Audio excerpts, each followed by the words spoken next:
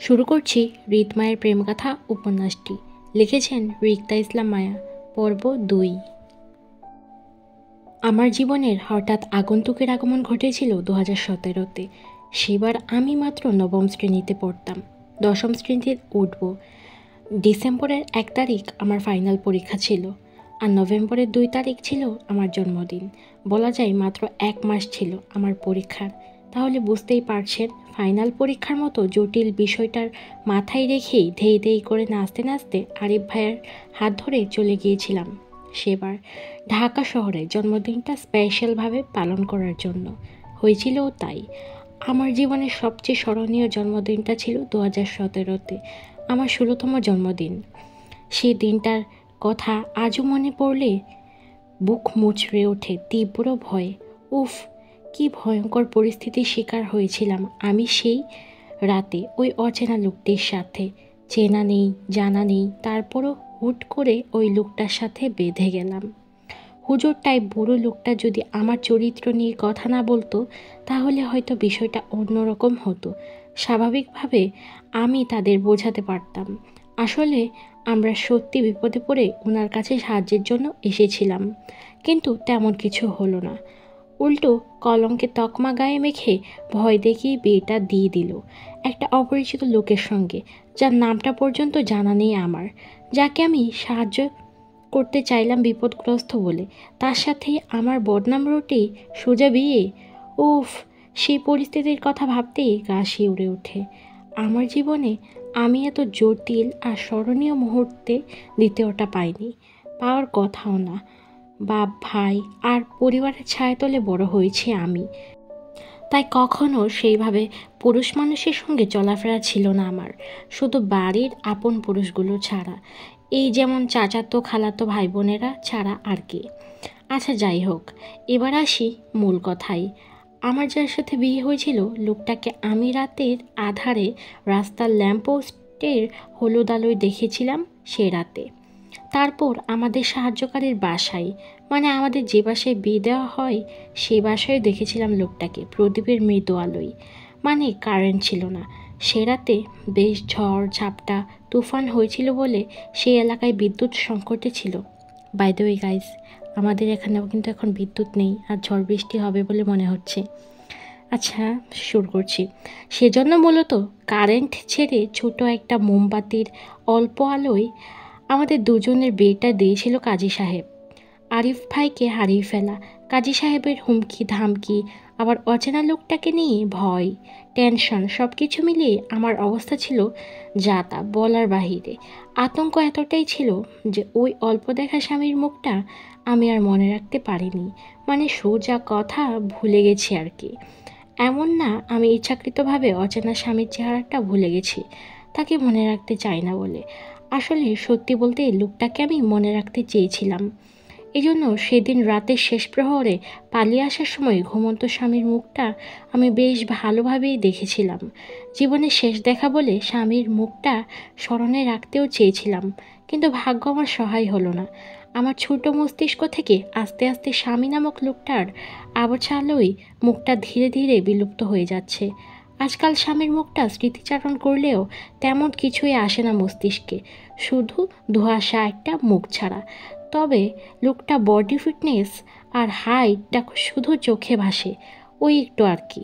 ফ্রিতে তো লোকটার নামটাও জানি না যে স্মরণে রাখবো বা খুঁজে বের করব।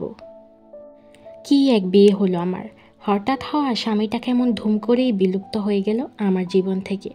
২০১৭ সালে হওয়া ওই ঘটনার পর বিগত ১ বছর ৫ মাস পর আবারও আমার জীবনের এক নতুন মোড় নেই। নবম শ্রেণী পাশ করলাম, দশম শ্রেণীর এসএসসি পরীক্ষায় দিলাম, রেজাল্টও বের হলো। মোটামুটি ভালো রেজাল্ট পেয়েই পাশ করলাম। ২০১৯-এর দিকে কলেজে উঠব। যথারীতি আমার কলেজ ভর্তি হওয়ার চিন্তাটাও আমার বাপ ভাইয়ের উপর ছিল বরাবরের মতো। এত অবশ্য আমার নিজস্ব কোনো মতামত নেই। পরিবারের মেয়ে, তারা যেখানে বলবে সেখানেই ভর্তি হতে হবে আমাকে, এক কথা। তাই পড়াশোনার বিষয়ে কখনো মাথা ঘামাইনি। আমার সাথে অবশ্য একদলের জুইও আছে, ওকেও আমার ছোট চাচা আমার সাথেই ভর্তি করাবে। যেহেতু আমরা দুজন জন্মের পর থেকেই একসঙ্গে হেলে দুলে বড় হয়েছি, পড়াশোনাও একত্রে করেছি, সেহেতু আমাদের আলাদা করা কারোর চিন্তাতে আপাতত ছিল না। তাই সহপাঠী হিসাবে জুঁইকে পাবো এটাও নিশ্চিত ছিলাম আমি। আচ্ছা যাই হোক, পরিবারগত অনেক বোঝ পরামর্শ করার পর বাবা আর ছোট চাচার আদেশ হলো আমাদের দুজনকে চট্টগ্রাম ভর্তি করাবে।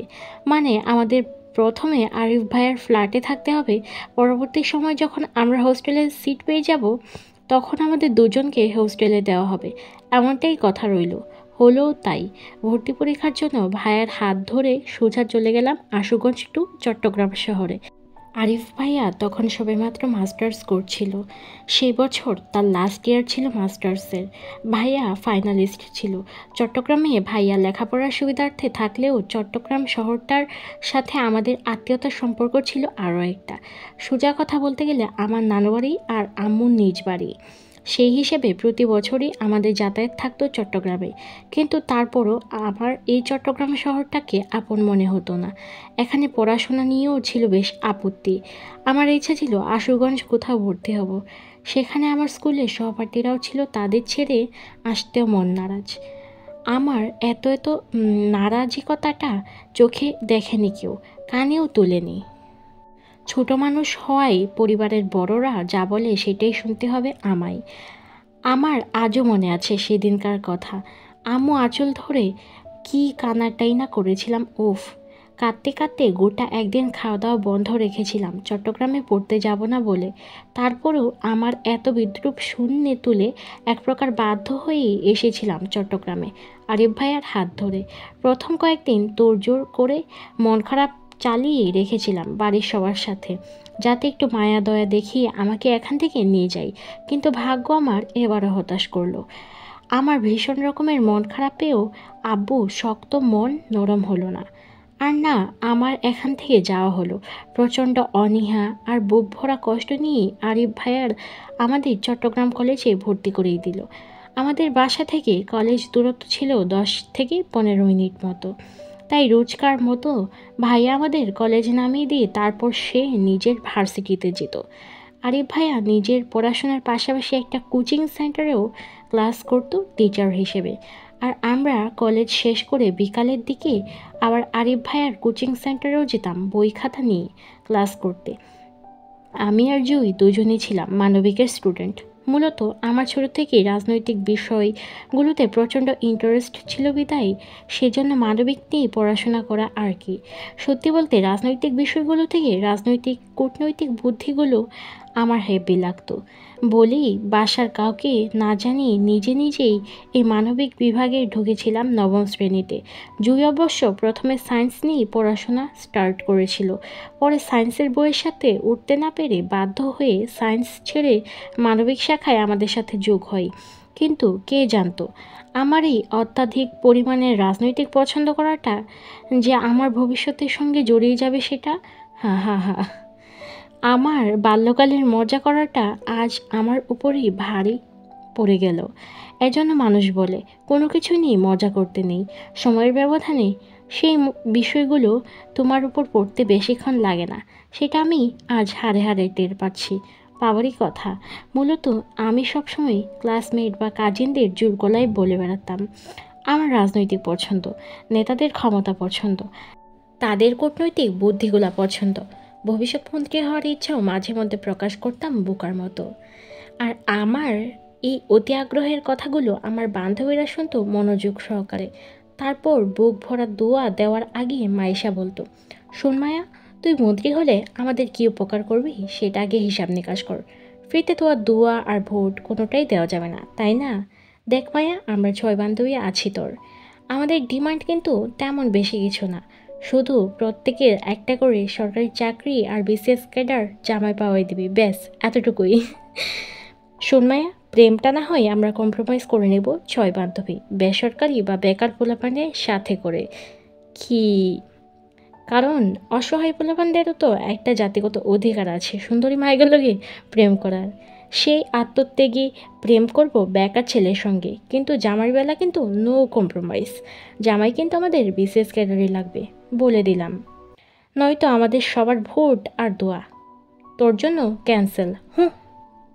আমাদের বান্ধবীদের কথা তদারকিতে দ্রুততার সঙ্গে মাহি বাধা দিয়ে বলতো, দোস্ত দোস্ত, রিক্তাকে মন্ত্রী হওয়া দোয়াটা দ্রুত ক্যান্সেল কর, ওইটা রং নাম্বার। রিক্তা ভবিষ্যৎ মন্ত্রী হওয়া মানেই আমাদের দেশের ঘোর বিপদ ডেকে আনা। রিক্তার যে বোকা ঘিলো, দেখা যাবে ওর সামনে দিয়ে পুনরায় পাকিস্তানিরা আমাদের দেশ নিয়ে যাবে কূটনৈতিক করে, আর ও কিছুই বুঝতে পারবে না। দেশ বলে কথা বিপদে ফেলা যাবে না, তাই রিক্তার মন্ত্রী হওয়া দোয়া ক্যান্সেল। তুই বরং রিক্তার জন্য একটা নেতা জামাইয়ের দোয়া করে দে, শক্তপোক্ত, কালো বেটে, অসুন্দর ভুঁড়িওয়ালা, যেমনই হোক ব্যাস মন্ত্রী হোক, তাহলেই চলবে। কী রে, তোর চলবে না?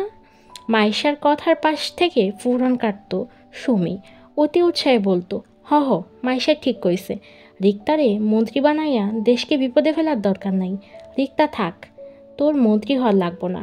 মন খারাপ করিস না দোস্ত, যা, আমরা তোরে মাইশার কথাই মন্ত্রী জামাইয়ের জন্য দোয়া করে দিব নে।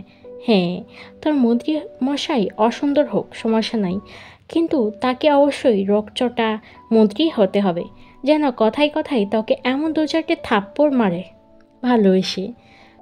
বেশ কৌতুক করেই আমার ছয় বান্ধবীরা আকাশমুখী দু হাত তুলে মোনাজাত করতো আমার জন্য।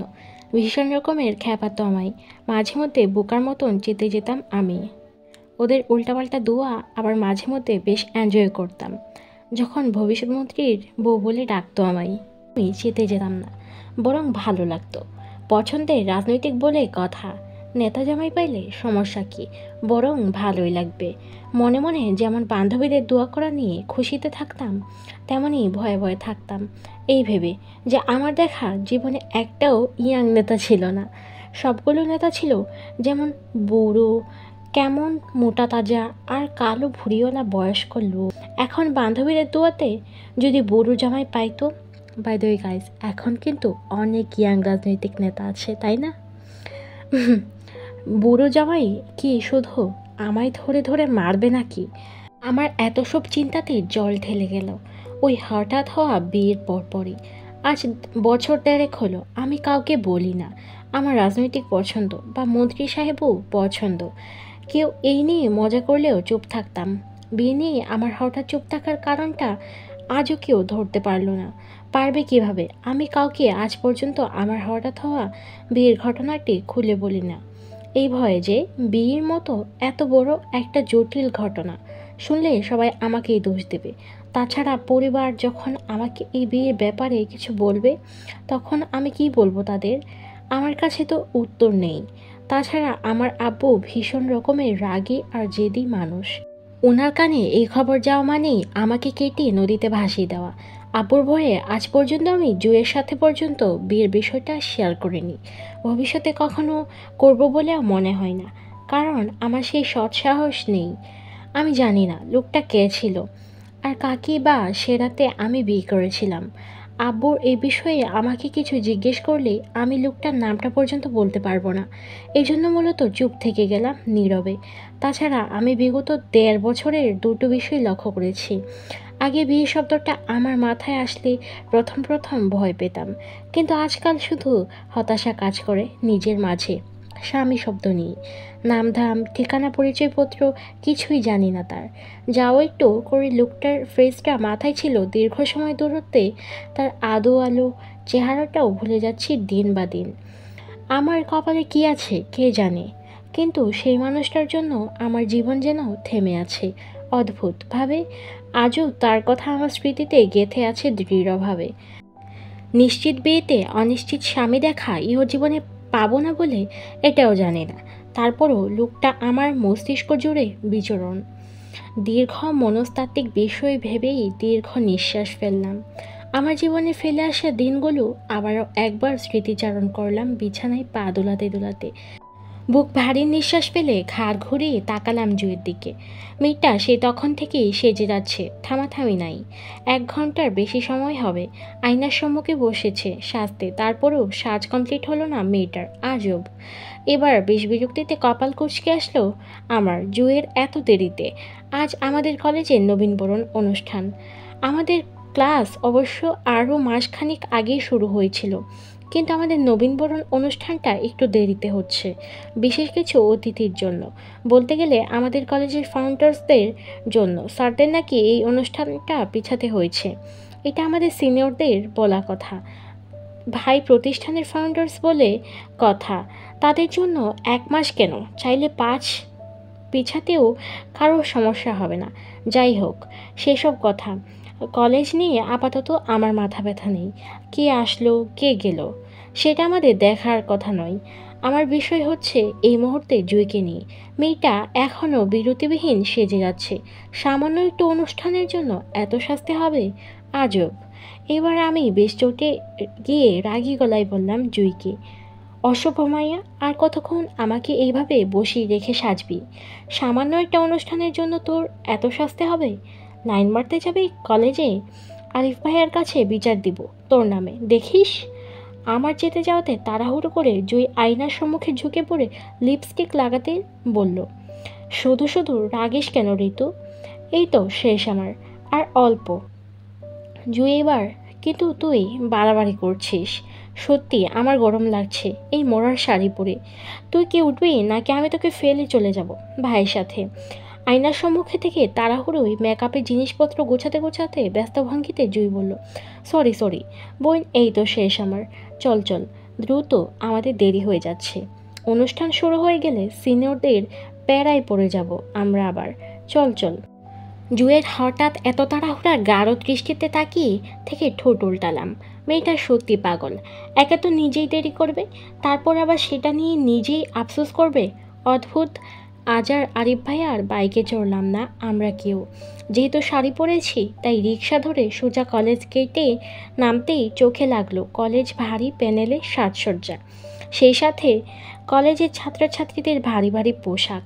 এই যেন এক লাল সবুজের পতাকা পতাকা হয়ে আছে সবাই। আহা, কি অদ্ভুত ভালোবাসার টান দেশের জন্য, যার জন্য এই ভরা দিন দুপুরে সবাই লাল সবুজ পতাকা পতাকা হয়ে ঘুরছে আশেপাশে।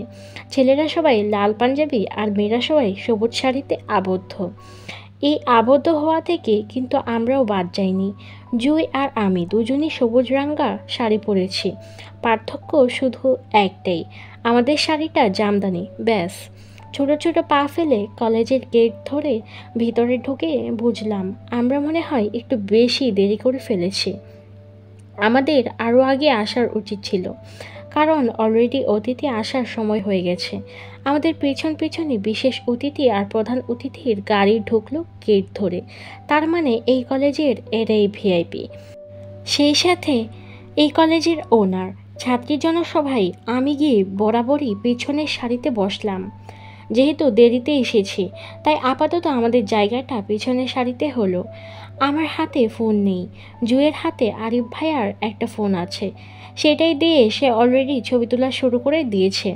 আমি বিরক্তি ঝেড়ে ঘাড় ঘুরিয়ে পেছনে তাকালাম গুলগুল চোখে। তৎক্ষণাৎ দৃষ্টিতে ভিড়ল অতিথিদের জাঁকজমকপূর্ণ বেশ কয়েকটা সাদা কালো গাড়ি। গেট ধরে ভিতরে ঢুকছে তারা। সিনিয়র ভাইয়া আপুরা সারিবদ্ধভাবে দাঁড়িয়ে আছে, তাদের ফুল ছিটে বরণ করছে। সেই বরণে স্যাররাও দাঁড়িয়ে আছে হাতে ফুলের তোড়া নিয়ে। দূর থেকে অল্প স্বল্প চোখে লাগলো আমার। 3টা গাড়ি থেকে 3জন মানুষকে বের হতে দেখলাম, ধবধবে সাদা পাঞ্জাবি পরিহিত অবস্থায়। একজন বেশ বৃদ্ধা আর বয়স্ক টাইপের লোক, সাদাবাঁকা দাড়ি আর চুলে ভরপুর ওনার। দ্বিতীয়জন অর্ধবয়স্ক হবে, বয়সটা 60 ঊর্ধ্বে হবে।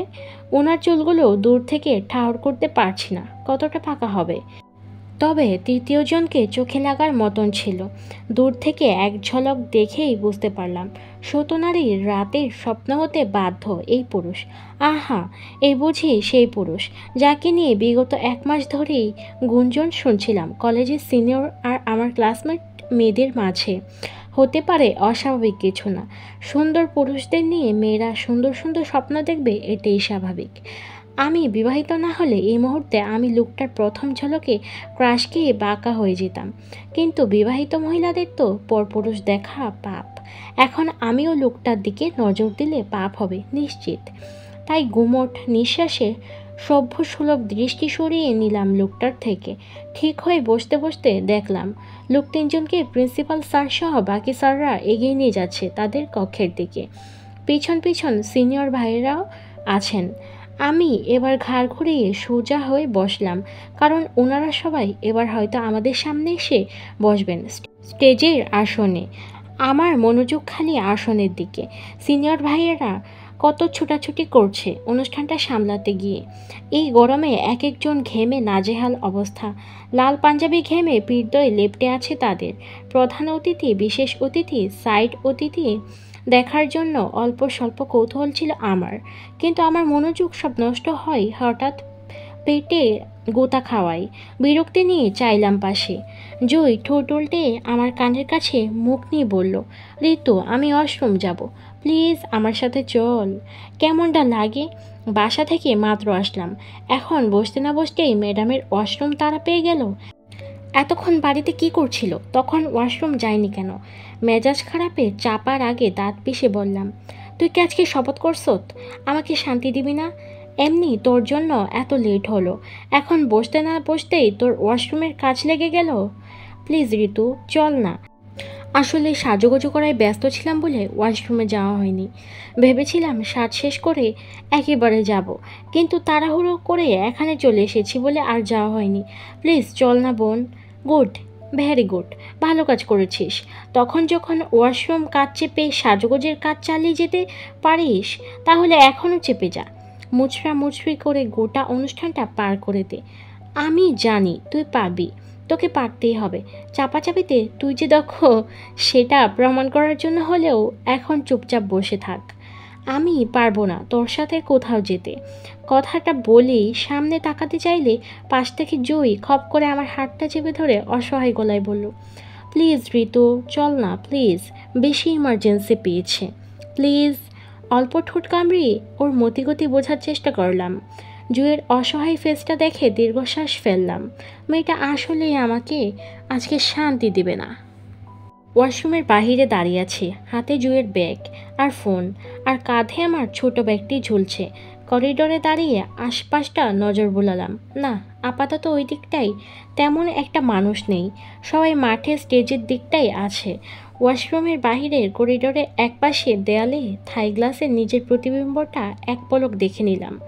গোছানো শাড়ি, সবুজ চুড়িতে খারাপ লাগছে না আমায়, ঠিকঠাকই লাগছে।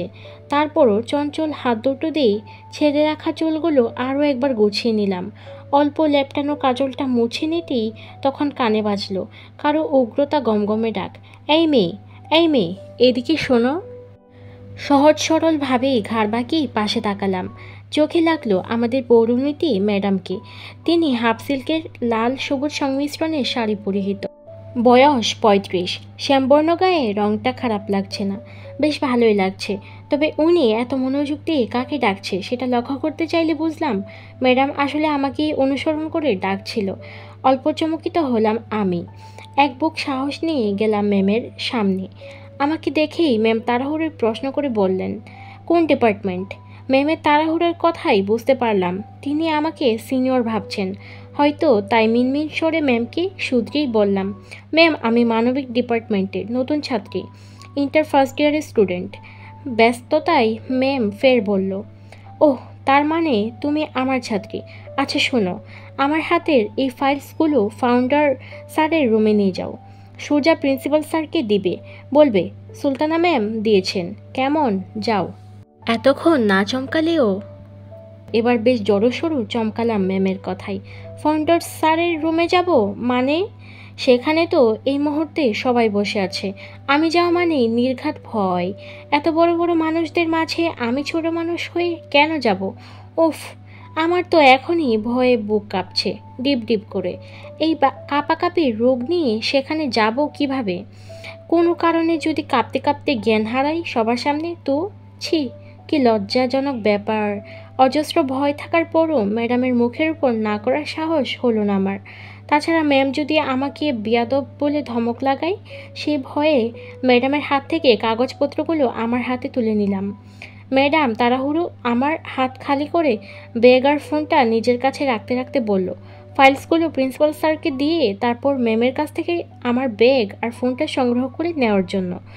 অসহায়ের মতো আমি মাথা নাড়তেই ম্যাম দ্রুত পদে চলে গেল অফিস রুমে। অসহায় আমি ঠোঁট উল্টে এক পলক ওয়াশরুমের বন্ধ দরজার দিকে তাকালাম। মেয়েটা সত্যি আজকে আমাকে শান্তি দিবে না। এখনও ওয়াশরুমে বসে আছে। প্রচণ্ড অস্বস্তির সঙ্গে ফাউন্ডার স্যারের দরজায় কড়া নেড়ে অনুমতি নিয়ে ভিতরে প্রবেশ করতে চোখ পড়ল বেশ কয়েকজন মানুষকে। বিশেষ করে অতিথি সভার সবাই এখানেই বসা, তার মানে তারা এখনও স্টেজে ওঠেনি। আমি এই প্রথম কলেজের ফাউন্ডার্সদের সরাসরি দেখলাম। দেখতে সবাই মাশাআল্লাহ, তিনজনই সাদা ধবধবে পাঞ্জাবি পরিহিত। ওনাদের সবাইকে দেখে সর্বপ্রথম আমার মাথায় যেটা আসলো সেটা হলো ওনারা সবাই কি নেতার বংশধর নাকি? কি চাই? ভরাট গলায় প্রিন্সিপাল স্যারের হঠাৎ প্রশ্নে থতমত খেয়ে গেলাম আমি প্রচণ্ড অস্বস্তিতে সিটিয়ে ধীর গলায় বললাম, স্যার আমাকে সুলতানা ম্যাম পাঠিয়েছেন এই ফাইলসগুলো আপনাকে দিতে। ও আচ্ছা, ফাইলগুলো তোমার পিছনে বসে থাকা স্যারকে দাও। সহজ সরলভাবেই পিছনে ফিরেছিলাম আমি। সাহস নিয়ে ফাইলসগুলো এগিয়ে দিয়েছিলাম লোকটাকে, কিন্তু ইয়াং যুবকের অল্প পরিচিত মুখটা দেখে মুহূর্তেই ঠাই জায়গায় থ মেরে দাঁড়িয়ে পড়লাম। শরীরের মধ্যে তৎক্ষণাৎ হাড় কাঁপানো বিদ্যুৎ বয়ে গেল, এমনটা মনে হলো। সেই বিদ্যুতের তেজ তৎক্ষণাৎ আমার হাত দুটো কেঁপে উঠল তুমুল গতিতে। এই লোকটাকে আমি কোথায় দেখেছি বলে মনে হচ্ছে, কিন্তু কোথায় কোথায় সে কি আমার পরিচিত কেউ? কই, আমার তো মনে পড়ছে না। আমার ধ্যানরতের মাঝেই লোকটা আমার থেকে কাগজগুলো নিজ হাতে তুলে নিল সহজভাবেই। আমি যে ওনার দিকে ড্যাব ড্যাব করে তাকিয়ে আছি সেদিকেও নিয়ে এক পলক চোখ উঁচিয়ে তাকালো না পর্যন্ত। আমাকে সম্পূর্ণ অনাগ্রহ করে হালকা কপাল কুঁচকে কাগজগুলো একের পর এক চেক করে গম্ভীর গলায় বলল, কাগজে সমস্যা আছে, নেম প্লেটের জায়গাগুলোতে ভুল, আব্বুর নামের জায়গায় আমার নাম ব্যবহার করেছে সেখানে, এগুলো সংশোধন করতে দ্রুত পাঠান। বাক্যগুলো শেষ করতে করতে হাত বাড়িয়ে কাগজগুলো পুনরায় আমার হাতে তুলে দিতে দিতে চোখ উঁচিয়ে তাকালো প্রিন্সিপাল স্যারের দিকে। তখনও লোকটা আমাকে দেখল না, হয়তো দেখার প্রয়োজন মনে করছে না তাই। কিন্তু আমি হ্যাবলার মতো দাঁড়িয়েছিলাম লোকটার দিকে তাকিয়ে থেকে। আসলে মনে করার চেষ্টা করছিলাম এই লোকটাকে আমি কোথায় দেখেছি এর আগে। তখনই প্রিন্সিপাল স্যার পুনরায় আমাকে ডেকে ধ্যানচ্যুত করে বলল, এই মেয়ে শোনো। অস্বস্তিতে ঘুরে তাকালাম স্যারের দিকে। তিনি হয়তো বারবার এই মেয়ে বলে ডাকতে চাচ্ছে না ফাউন্ডার্সদের সামনে, তাই সহজভাবেই আমার নাম জিজ্ঞেস করে বলেন, নাম কি তোমার? প্রচণ্ড অস্বস্তিতে মিনমিন সরে বললাম, রিক্তা। স্যার শুনতে না পেরে পুনরায় বললেন, কী নাম? হাঁসফাঁস করে বললাম, জি স্যার, রিক্তা ইসলাম মায়া। ওহ আচ্ছা, শোনো মায়া, এই ফাইলসগুলো তোমার সুলতানা ম্যামকে দিয়ে বলবে ভুলগুলো দ্রুত ঠিক করে পাঠাতে এখানে পুনরায় যাও। মাথা নাড়িয়ে সম্মতি দিয়ে আর চোখে তাকালাম পাশের লোকটার দিকে। তিনি তখনও আমাকে দেখল না পর্যন্ত। লোকটার এই গম্ভীর অ্যাটিটিউডে অপমান বোধ করলাম মুহূর্তেই। কেন বারবার হ্যাংলার মতো তাকাচ্ছিলাম লোকটার দিকে তাও বুঝতে পারছি না। শুধু লোকটাকে আমার অল্প পরিচিত মনে হচ্ছে এই জন্য বারবার তাকাতে হবে? আজব। মায়া, তোমার বাসা কোথায়? কথা শুনে তো মনে হচ্ছে না তুমি চট্টগ্রামের মেয়ে, অন্য জেলার নাকি? গম্ভীর লোকটা থেকে দৃষ্টি সরিয়ে তাকালাম বৃদ্ধা বয়স্ক লোকটার মুখের দিকে। কি অমায়িক আদলে হাসি মুখ ওনার। বয়স ৮০-র কাছাকাছি মনে হলেও দেখতে বেশ ফিট অ্যান্ড ফাইন দেখা যাচ্ছে। টাকার গরম বলে কথা, তারা তো এমনই জোয়ান থাকবে তাই না? তাছাড়া বড়লোকদের কি আর বয়স বাড়ে নাকি অহংকার মতো? তবে এই বয়স্ক লোকটার মুখের আদলে আমার অহংকারী ভাবটা চোখে পড়ল না। যেটা পড়ল সেটা হলো স্বচ্ছতা আর শুদ্ধতার হাসি মুখ। সেই হাসিতে আমি অস্বস্তিতে হাঁসফাঁস করে মাথা কাত করে সম্মতি দিলাম, বোঝালাম হ্যাঁ আমি অন্য ডিস্ট্রিক্টের মেয়ে। লোকটার ফের হাসলো, আগ্রহ নিয়ে বলল, কোন জেলার? জি ব্রাহ্মণবাড়িয়ার।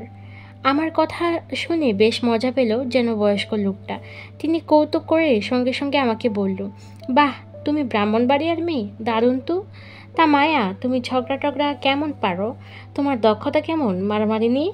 ব্রাহ্মণবাড়িয়ার মেয়ে বলে কথা, তোমাকে অবশ্যই এসব পারতে হবে, বুঝেছ?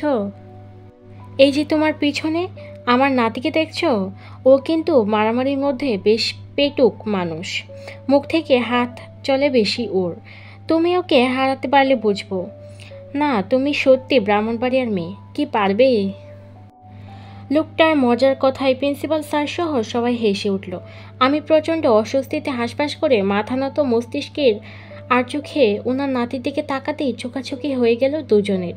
ঝেঁকে ধরা লজ্জা আর অস্বস্তিতে নিয়েই কি করব বুঝতে না পেরে বোকার মতো মাথা নাড়িয়ে সম্মতি দিয়ে দিলাম, যার অর্থ আমি পারবো হারাতে। সম্মতি দিতেই আরও লজ্জা পেয়ে গেলাম বৃদ্ধা লোকটির কথাই। সাবাস, এই না হলে ব্রাহ্মণবাড়িয়ার মেয়ে। তুমি অবশ্য। মৃত লোকটাকে বলতে না দিয়ে গম্ভীর লোকটা তৎক্ষণাৎ আমার উদ্দেশ্যে বলল, আউট। চমকে তাকালাম পিছনে। লোকটা যে আমাকে উদ্দেশ্য করে কথা বলল সেটা বেশ বুঝতে পারলাম, কিন্তু কেন? আমি কি ইচ্ছা করে এখানে দাঁড়িয়ে আছি নাকি ওনার দাদাজান তো আমাকে দাঁড় করেই রেখেছে? তাহলে আমাকে লোকটা এত মানুষের সামনে অপমান করছে কেন? কি করেছি আমি? রিদ, বিহেভ ইউরসেলফ। এতক্ষণে বুঝলাম লোকটার নাম রিদ, আর বয়স্ক লোকটার ওনার দাদা হয়। নাম জানি না, তবে বেশ শক্ত গলায় হৃদ নামক লোকটাকে শাসাতে চাইল, কিন্তু ততক্ষণে লজ্জা আর অপমানে আমার চোখের জল চলে আসার উপক্রম হলো। হৃদ নামক লোকটা উনা দাদাভাইয়ের কথায় আবার উপেক্ষা করে ফের আগের নেই আমাকে উদ্দেশ্য করে বলল, আইসে গেট আউট।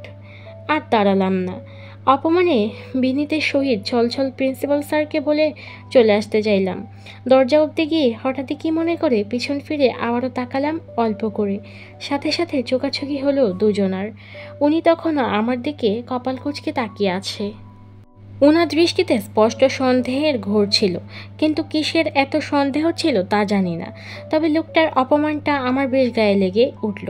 ফাউন্ডার স্যার কক্ষ থেকে বের হয়ে হালকা ফুপিয়ে উঠলাম কান্নায়। বেশ লজ্জা পেয়েছিলাম এতগুলো অপরিচিত মানুষের সামনে। আমি সেদিন সেই লজ্জা ছুটে বেশ করে কাঁদতে ইচ্ছা করছিল আমার।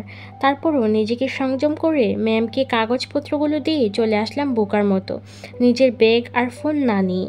অপমানের লজ্জাটা এত বেশি লাগছিল যে মনেই ছিল না আমার ব্যাগগুলো ম্যামের কাছ থেকে নিতে হবে। হাই এভরিওয়ান, শেষ হলো উপন্যাসটির দ্বিতীয় পর্ব। কেমন লাগলো অবশ্যই কমেন্ট করে জানাবেন। ধন্যবাদ।